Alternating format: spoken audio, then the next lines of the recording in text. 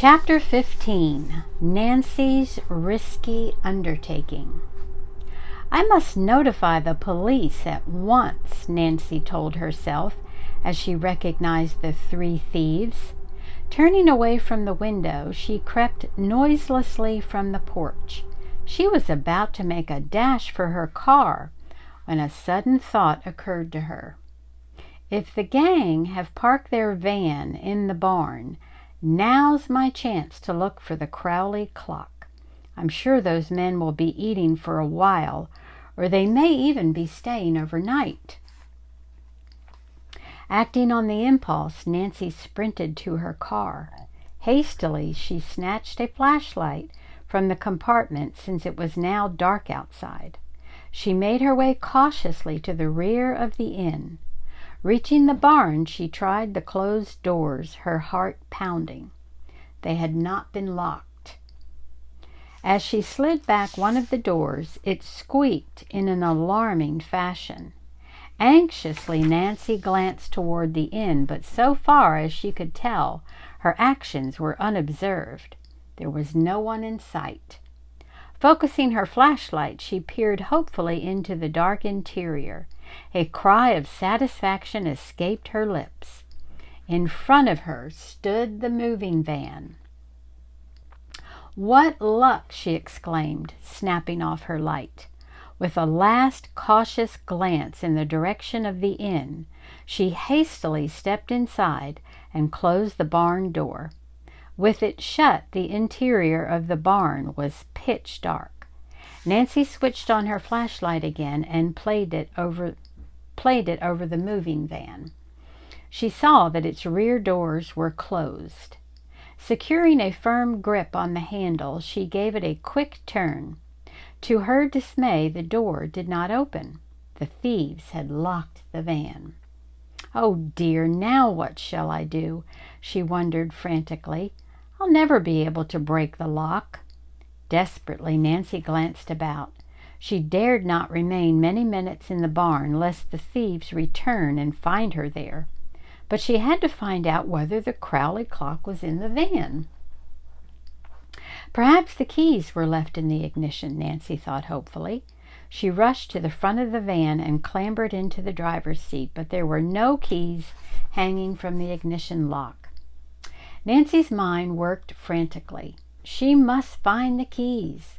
Perhaps the men had not taken them into the inn, but had concealed them in the truck.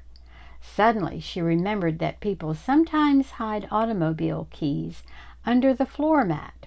It was barely possible that the thieves had done this. Hastily, she pulled up a corner of the mat. Her flashlight revealed a small ring of keys. "Luck was with me this time," she murmured, and quickly snatching up the ring, she ran back to the rear of the van. After trying several of the keys, she at last found one which fitted the lock. Turning it, she jerked open the door. Nancy flashed her light about inside the truck. To her joy, she recognized the van's contents as the furniture stolen from the Topham cottage. "What will I do if the clock is on the bottom of the load?" Nancy wondered as she surveyed the pile of furniture. "I'll never find it." Dexterously, she swung herself up into the truck and flashed the light slowly about on chairs, tables, rugs, and boxes. There was no sign of the Crowley clock. Then the beam rested for a moment on an object in a far corner. With a low cry of delight, Nancy saw that her search had been rewarded. Protected by a blanket, an old-fashioned mantel clock rested on top of a table in the very front of the van. The young sleuth scrambled over the pieces of furniture as she tried to reach the clock. Her dress caught on something sharp and tore. Finally, she arrived within arm's reach of the blanket. She grasped it and carefully pulled the clock toward her.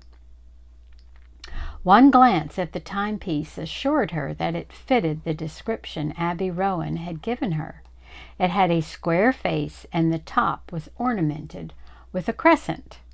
"The Crowley clock at last," Nancy whispered, almost unbelievingly. But as she stood staring at it, her keen ears detected the sound of voices. The thieves! "I'll be caught," flashed through her mind, "and I won't be able to escape a second time." Clutching the blanket and the clock tightly in her arms, Nancy scrambled over the piled-up furniture as she struggled to get out of the truck before it was too late. Reaching the door, she leaped lightly to the floor. She could now hear heavy footsteps coming closer and closer. Nancy shut the truck doors as quickly as possible and searched wildly for the keys. "Oh, what did I do with them?" she thought frantically. She saw that they had fallen to the floor and snatched them up. Hurriedly inserting the correct key in the lock, she secured the doors.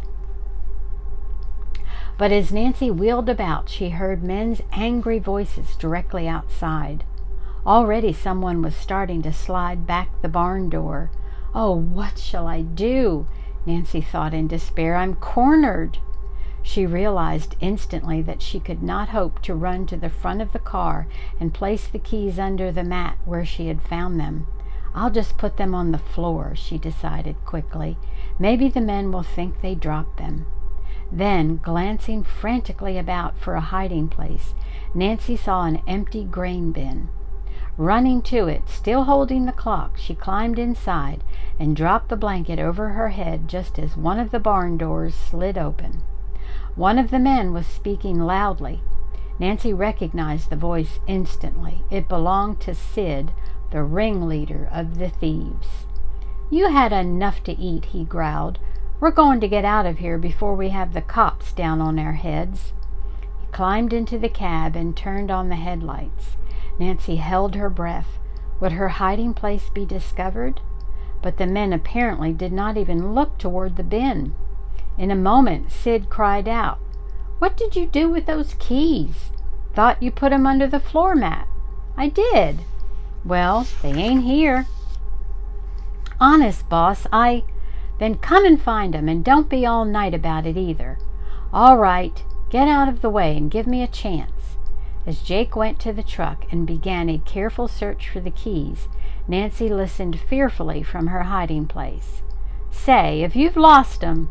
The leader did not finish the threat, for at that moment the third man announced, "Here they are on the floor.